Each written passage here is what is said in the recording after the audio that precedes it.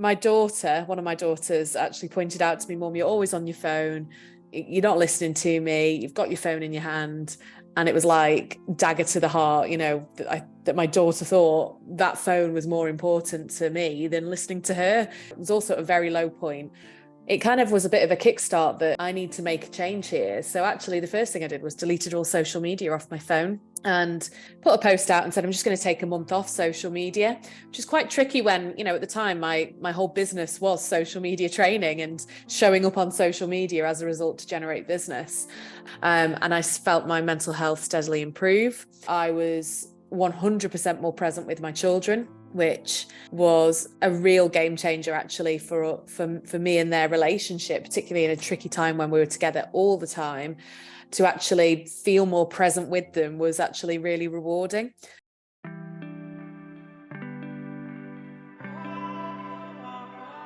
So today we have on the show Sam Flynn, who is a social media coach. She's an expert in social media addiction, and she's a digital well-being coach.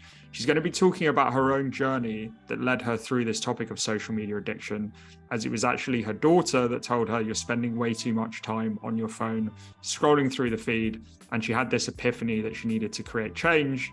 And then through that, she ended up going on this journey where she now coaches others. There's a crazy statistic, which is that in the UK, the average person spends 4 hours a day on their phone, which was mind-blowing to me. But she's going to be talking through some tactics about how you can reduce your own social media usage, which I found very interesting. So look forward to today's show.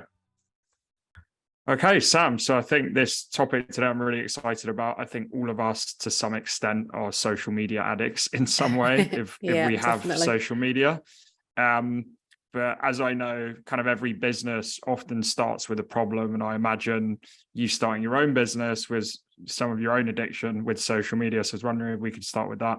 Yeah, absolutely. I mean, I've been in the social media world for over 12 years now as a social media trainer. So I've had to use social media probably more than the average person over the last 12 years. And as a result, definitely have ended up addicted, particularly during the pandemic when I was working from home, obviously, with my 3 young daughters there. And my husband was one of the lucky ones who get to leave and go to work every day during the pandemic because he's in construction. And it was really during that time that it ramped up even further. And I think for several reasons, and we're probably all the same, the human connection, the probably avoidance of real life. And also for me, for work wise, it was a lot easier to do that on my phone than it was to, be sat at my desk with the kids at home. So it ramped up definitely for me during the pandemic. And, in conversations I've had with people from them, many people have said the same, that, since the pandemic, their social media use has just escalated. So I really quickly identified I need to do something about this and I need to make a change to my own use, particularly as one of my daughters actually pointed out to me, Mum, you're always on your phone. You're not listening to me. You've got your phone in your hand. And it was like dagger to the heart, that my daughter thought that phone was more important to me than listening to her, which of course it isn't. So that was really a big turning point for me in making a change myself and starting to identify it a lot in other people as well. So during the pandemic, obviously your daughter makes this comment, it's a bit of an epiphany. Wow, I'm like using social media too much. Like what happens after that? What was your journey after that? So, well, the other thing that also happened during the pandemic, again, that's definitely was not just me, and I know many people were the same, was I noticed a real dip in my mental health and just starting to struggle. So when she said that to me, and I had been at it was also at a very low point, it kind of was a bit of a kickstart that, I need to make a change here. So actually the first thing I did was deleted all social media off my phone and put a post out and said, I'm just going to take a month off social media, which is quite tricky when, at the time my whole business was social media training and showing up on social media as a result to generate business. But I just knew I needed that break. I needed that month away. And so I deleted all social media off my phone. And it's very strange at first when you do something like that, because you pick up your phone, you look at it and go, oh, there's nothing actually for me to look at on here anymore. And then slowly I just stopped picking up my phone because my brain started to learn, you're not going to be able to scroll on Instagram. You're not going to be on TikTok. You're not going to be on Facebook. There's nothing to see. So don't bother picking it up. And I felt my mental health steadily improve. I felt that I was 100% more present with my children, which was a real game changer actually for me and their relationship, particularly in a tricky time when we were together all the time. To actually feel more present with them was actually really rewarding, and to kind of turn it into a positive of the time that I had with them, rather than sort of escaping that on my phone. And actually, in all honesty, after the month, it was really tricky to go back on social media. I kind of started to question, is this actually for me anymore? Is this the life that I want? Do I want to be a social media trainer? And that sort of started leading me on a journey to becoming a digital wellbeing coach and helping other people kind of make the change that I'd made and help them improve their lives by managing their relationship with the digital world.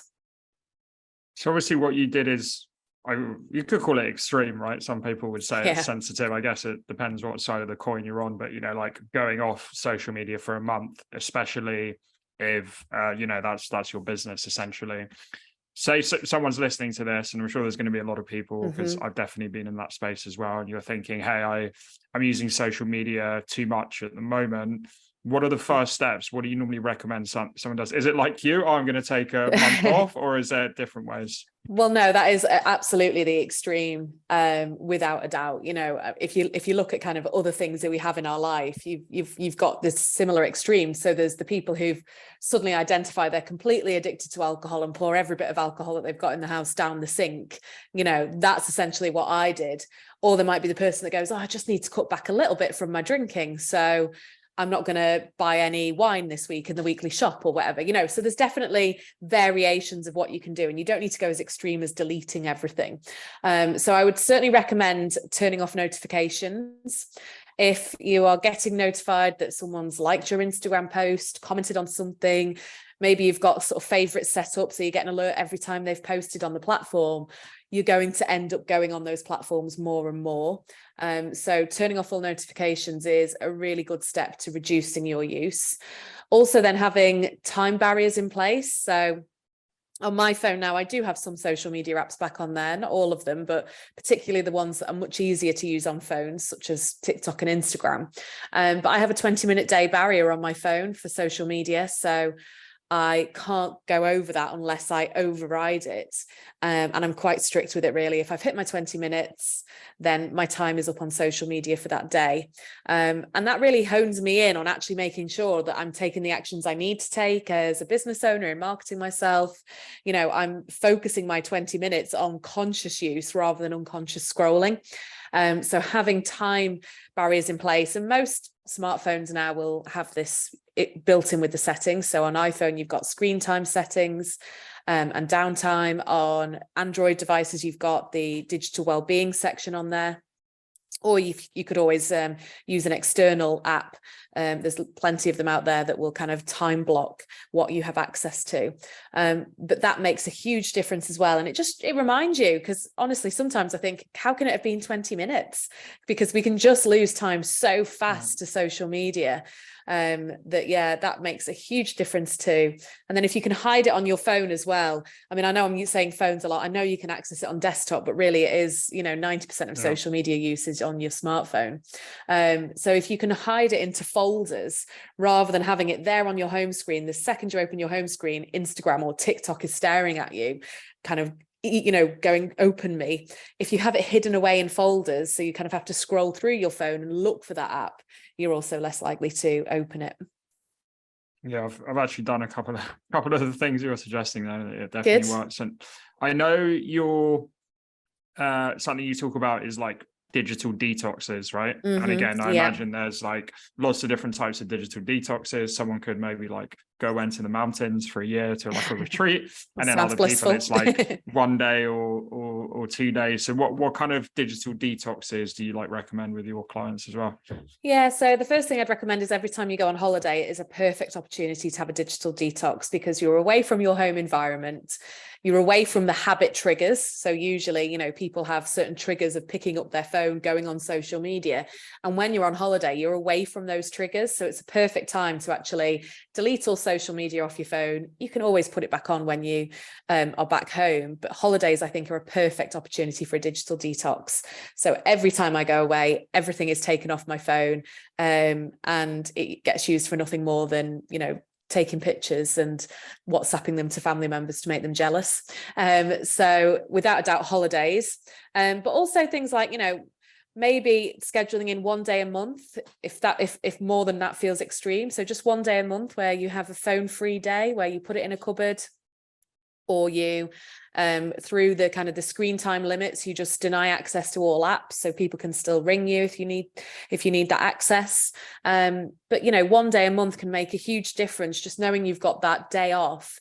And when I've spoken to people who've done this, they say that they actually end up feeling free on that day. And a lot of them then increase that to maybe 1 day a week, where say you take a Sunday off your phone, off social media, away from the digital world.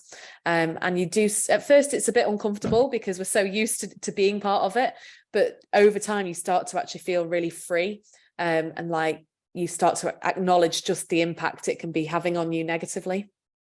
Yeah, I've started doing the 1 day a week that you said, and that's Right. more without my phone on a Sunday. I'll go out and often see my family. I'll just leave my phone at home. So That's really good. There's not yeah. many people who can do that, you know. There's not many people who can even step outside their door without their phone.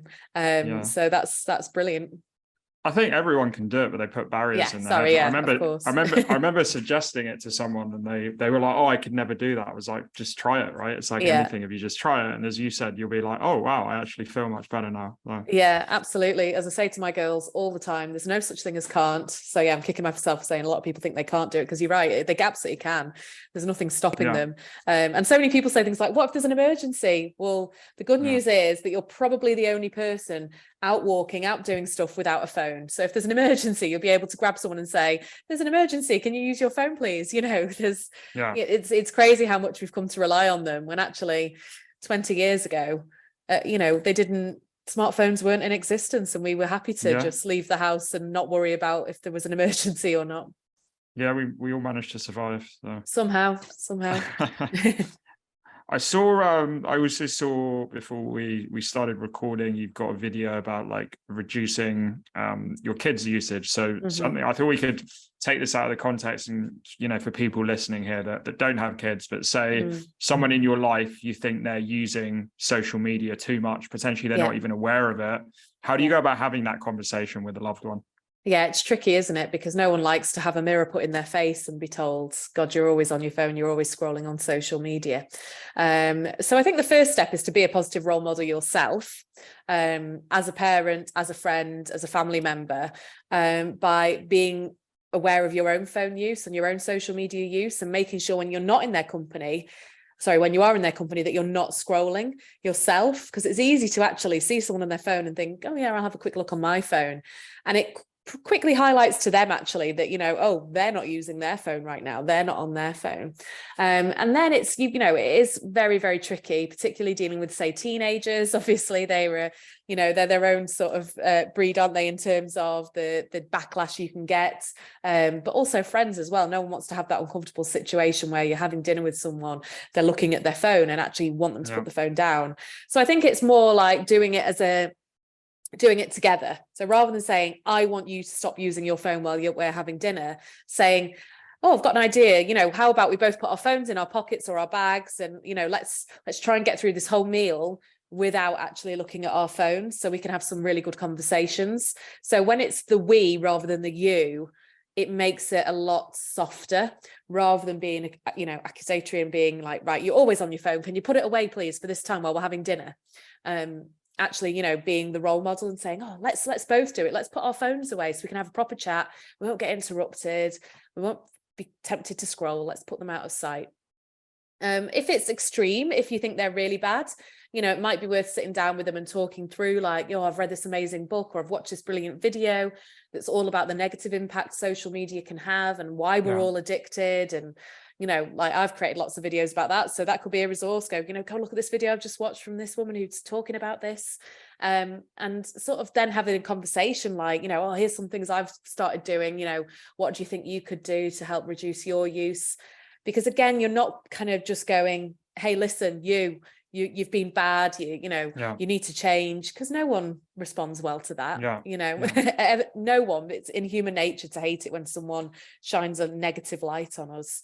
But I think, being a role model is probably the most important thing you can do as a friend, family member, and particularly as a parent. As you say, not everyone listening will be a parent, but it's something that is so important to me. My children are too young to have phones. My eldest is 9, so she's only a year, 2 years maybe away from starting to be like, everyone's got a phone, mom, apart from me. So I'm really conscious now that if I've got the right boundaries in place in our house before she gets a phone, it will just be simple. There are no phones in the bedroom. There are no phones at the dinner table. We limit our time online for these reasons. And talking to her about it and helping her understand the importance on our digital well-being, to make sure that we're not spending hours and hours every day plugged into our phones and social media. So role modeling is without a doubt one of the most important things, I think. Yeah, I really like your advice there. So there's the two sides of like, being the role model, and also we doing it together. Because as you said, if you're having dinner with your kids or friends or whoever it is, and you say, oh, don't use your phone, but then you're using it, that's not good. So it should be like, participate together. And I also think, providing resources, it's not that judgment at them. And I think that's good advice, not just for social media, but any type of, behavioral change. Absolutely. Yeah. I mean, I'm sure we've all had people in our lives that we think, God, I just want to say to them, you need to do this, or you need to change this, but it just doesn't work. It doesn't work. So a collaborative approach always works better. Yeah, for sure. And then this could be both at an individual level or with a friend. Like, how do you identify if you've got a problem with social media? Like, what are the steps to be like, okay, this is like something that's actually having a negative impact on, say, your mental health, like you were talking about earlier? Yeah, sometimes it can be tricky to acknowledge that that's what's actually causing or being part of the reason for feeling in certain ways. Sometimes we can't actually acknowledge that, we might think, actually, no, I'm using my phone to escape from this problem, rather than acknowledging that it's getting worse. So I think most important thing is to have those things like screen time alerts that tell you how long you've been on your phone, how long you're spending on certain apps, because that will really put it right in front of you, that, you're spending 6 hours a day on TikTok, let's say. I once shared a TikTok video actually talking about, the average time spent, and the comments were like, what, only 4 hours? I spend 12 hours a day on my phone. And, so having that awareness of actually having those alerts turned on so we can be aware of that, does start to bring it home a little bit. And I think anytime you're struggling with anything like mental health, kind of looking at, okay, well, what could be the factors impacting this? And delving deep, I guess, into every aspect of your life. And our digital use has to be part of that. The average UK person is spending 4 hours a day on their phones. So it's playing a really major part in our lives now. That's 2 months a year we're spending on our phones. So we have to look at, okay, well, a big part of my day is plugged in to social media or different apps. Is that actually negatively impacting me in any way? If it's someone else and they like, no, my phone, I need that. That's my escapism. It makes me feel better. I think, again, it's just back to that kind of collaborative education and talking about, well, who are you following on Instagram if you're scrolling on there every day? And what kind of things are they making you feel? Are they bringing you joy? Is it lifting up your spirits? Or actually, do you feel a bit downhearted after? And like, you've got something lacking in your life, or it's lowering your self-esteem, and just having those open conversations is really important too. It is a tricky one though. Again, as with any addiction, sort of, highlighting it to someone is the hardest bit, isn't it? Yeah, that very powerful stat there. For the average person in the UK spends 4 hours a day on their phone. Because even if you think most people are trying to sleep 7-8 hours a night, so if you think they're awake for 16 hours of the day, so that's like 25% of their day, right, is on social media, which is a pretty wild statistic. It's massive, isn't it? And people don't realize how easy that is to to do, just little bits through the day very quickly add up. And so many people are in the habit that, once the evening hits, they're sat on the sofa, they might have something on the telly, but reality is they're also at the same time scrolling on their phone, and then they get in bed and carry on scrolling on their phone.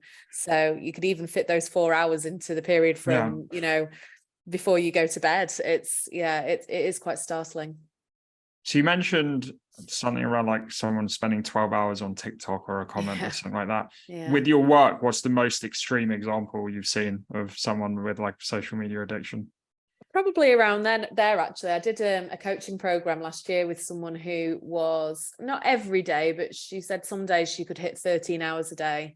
And she's dramatically reduced that. I think she's down about 75% from that now. She's, so she's a business owner actually, so she still needs to be online and promoting what she does, and most of her business comes through social media.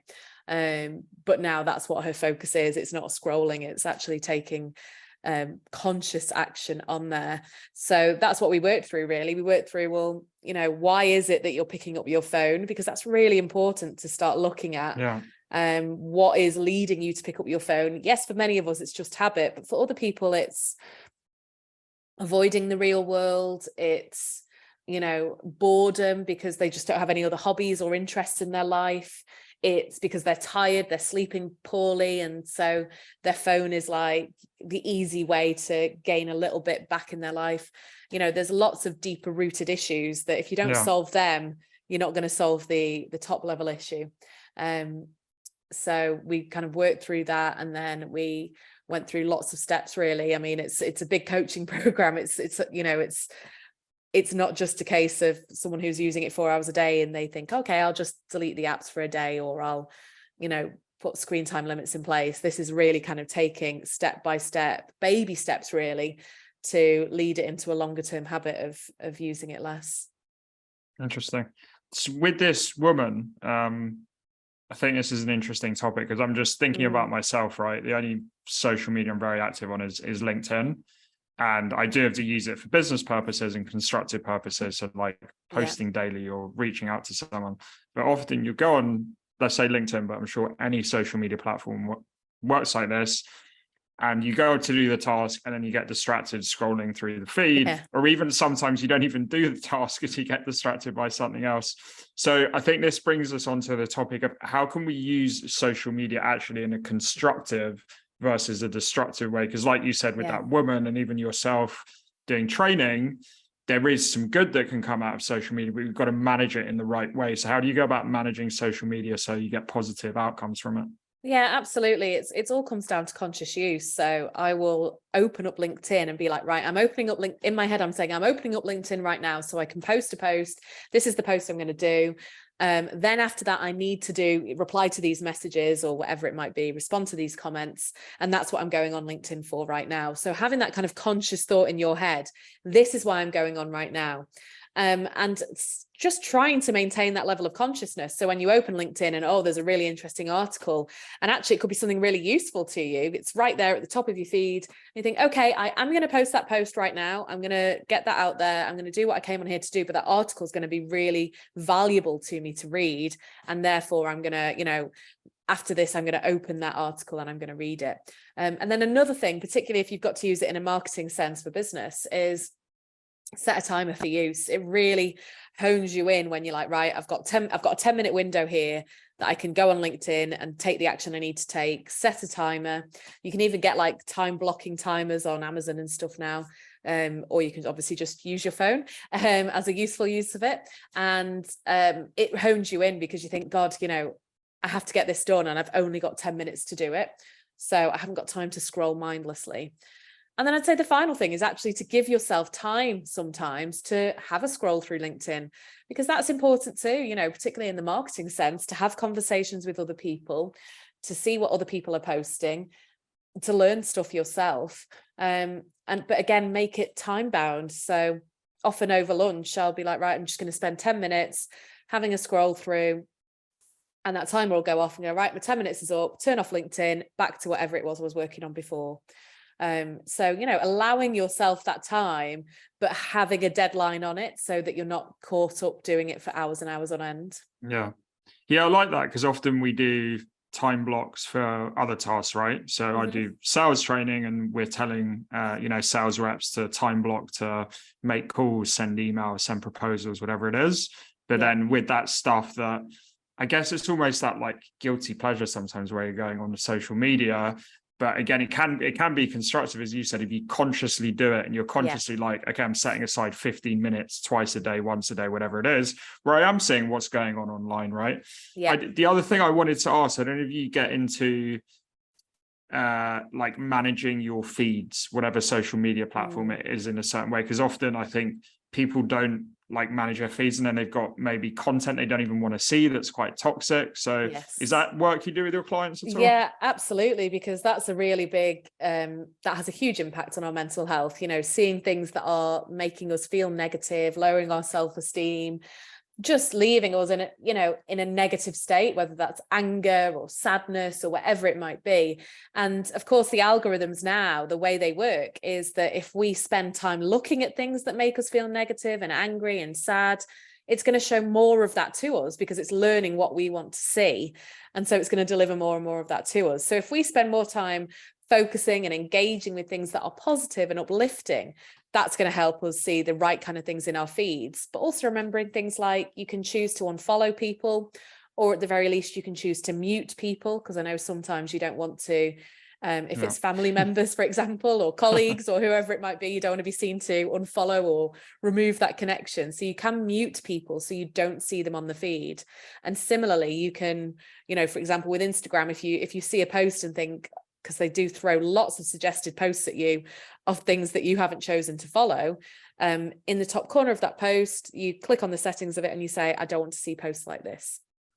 And the more you do that, the more you are curating your own feed to become this positive, uplifting, happy place, rather than this place of doom and misery and anger and resentment. So yeah, that's really important. It's a really important action on social media for us all to take. Make sure that we are aware that we can be more in control of actually what we're seeing on there. Yeah, it's a good point, because a lot of us complain about social media, say it's evil, Facebook, LinkedIn, Instagram, they're all evil, right? But they've just got an algorithm, and the algorithm is feeding us what we want based on, or what they think we want based on our activity, right? So actually, as you said, one of the things we can control actually what our feed likes by unmuting people, unfollowing people. So yeah, that's a good point. Absolutely. It's a really important step to take, particularly if you are a regular social media user, because I always kind of relate it to what we consume physically in terms of food. So, we know that if we eat junk food all the time, we're going to be left feeling rubbish physically. And if we consume junk content all the time, we're going to be left feeling, miserable, and it's going to impact our mental well-being. So we are consuming content constantly, and we need to make sure that is the right kind of content that improves our well-being rather than depletes our well-being. Yeah, 100%. Yeah, I'm just, obviously you mentioned this earlier, we talked about with kids, but I was thinking this is almost training any child should have, because we're growing up in this world. Obviously we're in an age where we grew up in a world before social media, right? But the younger generation, that's all they've ever known. And actually it's really important that they do understand that, like you said, it's like we don't just train them on like what's healthy food to eat, but like what's healthy content as well to have in your feeds. I think that is really important. Something that I really want to do actually in the future is get into schools and talk to, even before actually they get a phone. And schools are great at giving lots of online training in terms of in terms of online safety. So, how to avoid predators and grooming and the dark web, and stay safe online and don't reveal too much of your life and details, etc. And that's great. That's absolutely essential. But I think there is a gap there in actually teaching them about how it impacts their well-being and how they can make sure that they're, it's pointless trying to encourage them to not sign up to TikTok or whatever else. My 9-year-old is already saying, I want to go on Snapchat, and she hasn't even got a phone. So they already have it kind of, they already hear all about it. So trying to say to them, just don't go on it, is almost impossible. But yeah, if we can teach them that actually it can be something that adds joy to their life rather than, brings them misery or lower their self-esteem, and even just making them aware of things like filters, that a lot of what they're seeing isn't reality. If they're seeing other teenagers with this perfectly spot-free face while they might be struggling with acne, that's not a true representation. That's a filtered image of someone. You know, and the fact that so many people put their best lives on social media doesn't mean that it's actually true, or it is an actual depiction of their full and real life. So I think there's a real gap there that hopefully I'll be able to fill. And I wanted to come on, we talked a lot on like an individual level, but I know you're also doing work with businesses as well. So what are like businesses seeing in terms of like problems when it comes to, you know, social media use of their staff? Well, I think a lot of the time they don't necessarily see it until you present it to them. I think it's not something that many businesses are really tuned into, and hopefully that will change over time. But the reality is that social media and digital use has a really negative impact on focus and attention, on sleep, on mental health, on creativity. You know, there's lots of studies out there that show how it's impacted all of those things. And the reality is, if we then bring that into a business context, how is that actually impacting output from individuals? So if they're suffering with low mental health, poor sleep, their focus and attention is really poor, and they can't focus on anything for any particular length of time, they've got really low levels of creativity, of course that's then going to impact the output of that individual in a work context. So there is a big sort of education piece there for businesses, because it's not something they necessarily think about a lot. You know, there is obviously now a big trend in well-being in businesses, and they might do lots of stress related activities and maybe bring, you know, masseuses in and do lunchtime massages or lunchtime yoga sessions, and maybe they do meditations together. But I think there is still a bit of a gap actually of businesses understanding that the digital world can impact too. And that can be at home when individuals are going home from work and they're scrolling on their phones, but it can also be during the working day. You know, is there a culture in the business where you're expected to respond immediately to an email, which means that as you're working, email notifications are pinging at you all the time, and you're copied into ones that you barely need to see or know about, yet it's interrupting your workflow? Is there a culture where, you know, top level management are sending emails out at 10 o'clock at night, leading employees to think, that's what I need to do to get ahead. I need to be working in the evening. I need to be shown to be responding to emails. So again, it kind of comes from the top down, and making sure that they as leaders are setting good digital role models for their teams. And it, you know, as with any business, the main thing they're going to be focusing on is what's the impact on output.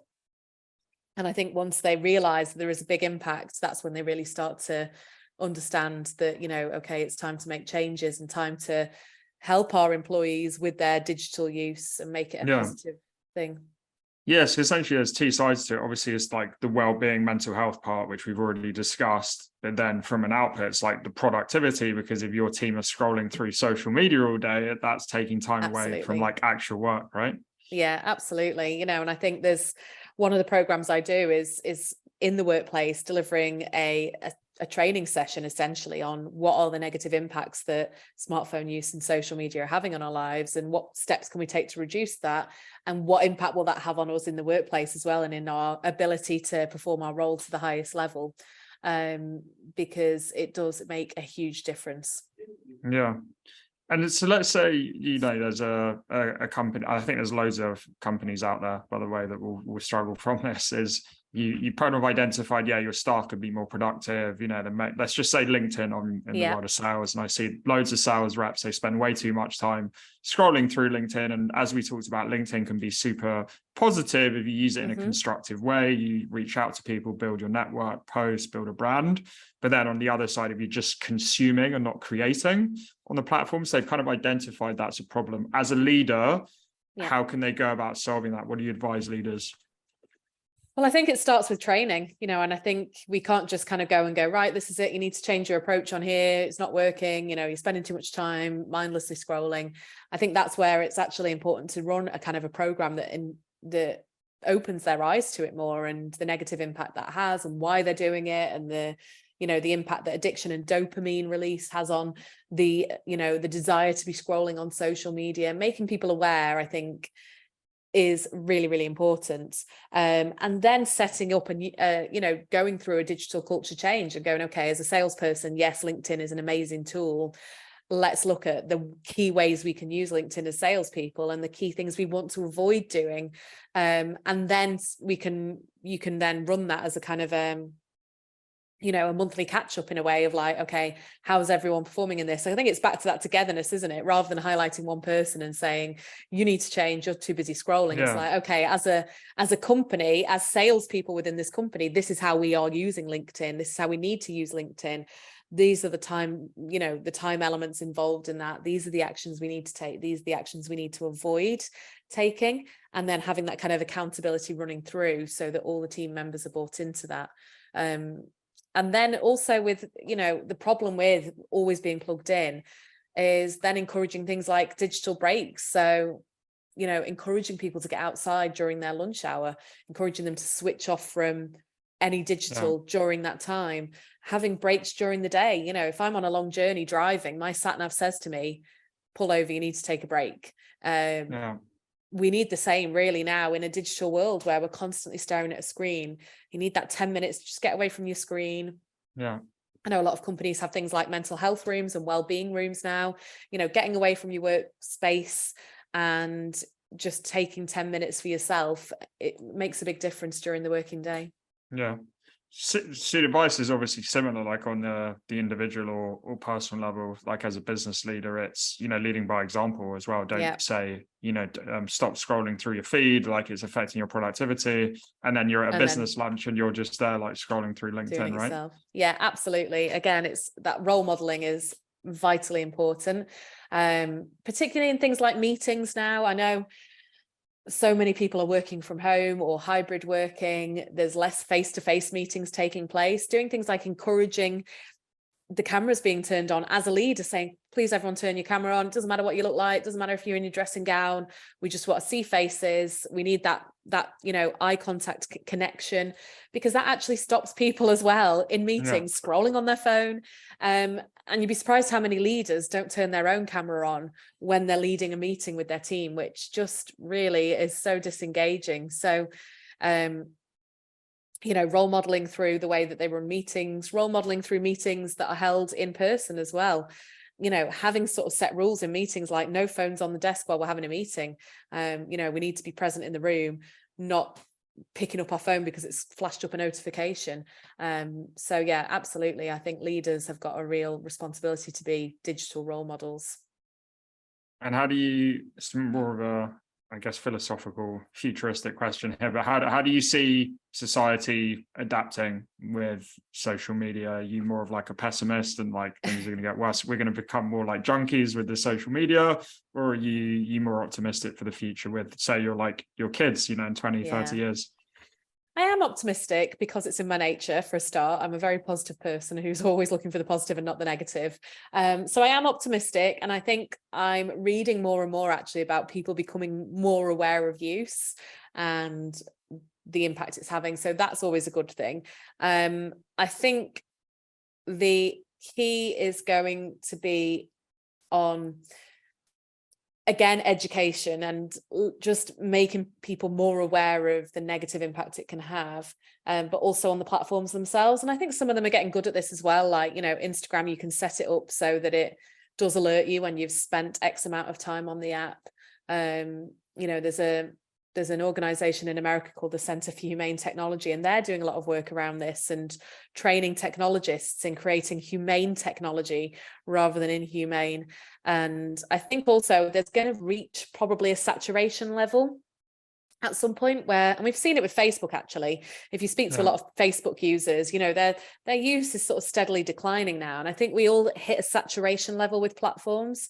So it'll be interesting to see in the future if with social media, we just get to a point where we're saturated and we've had enough. And so we start to all naturally just come off there more and more. And I just also think it's unavoidable, isn't it? You know, it'd be nice to kind of be like, I'd love to be in a position to say to my kids, you're banned from all social media, you're banned from having a phone, you're banned from having any digital devices. But we have to be realistic in the world we live in now. That's not going to serve them well socially in the world we live in. So I think as those of the generation before who didn't grow up with phones, didn't grow up in the digital world, I think we have to acknowledge that times have changed, and you know, focusing on the positives and being the good role models for our kids with that. Yeah, no, I really like what you said around, teaching them to manage social media better versus, as you said, being like, you can never use this, etc. Well, Yeah. I've really enjoyed the chat today, Sam. I've got some good takeaways to stop my Good. own scrolling through LinkedIn. Excellent. And just one last thing, obviously, we're going to put your social media, funnily Yeah. enough, in the Yeah, that's comments it. and a couple of links. Is there any other like articles, resources you'd recommend anyone who's listening to this to read? Yeah, I mean, without a doubt, go and have a look at my YouTube, because I share at least one video on there every week relating to different digital wellbeing approaches. So that's always good to go and check out. So I know you're going to put that in the notes. So please do go and subscribe to me on YouTube. The other thing is I do actually have a course that is all about reducing your phone use. It's only £9. It's just designed to really kick you off with understanding the impact it has, and then also the steps you can take, and that includes both a video and an ebook, so you can just keep checking in with it. And I think the more you remind yourself of it, the bigger the difference will be. Awesome. Well, thanks a lot for your time today, Sam. Thanks so much for having me.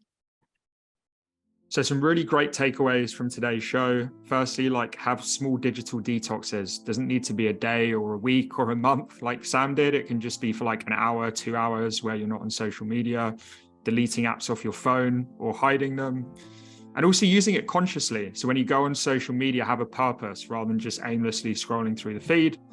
And then also, if you think a friend is struggling with social media addiction, don't judge them, but send them some resources, or do it together. Don't be the person at the phone who's scrolling through social media, but then judging someone else about it. So say with your partner, your wife, your husband, maybe go out for the day without social media, and that would be really productive. On that note, share this episode with anyone that you think maybe uses social media too much, but not in a judging way, just saying, hey, I think this is interesting. And subscribe to us across all podcast platforms and YouTube. Cheers.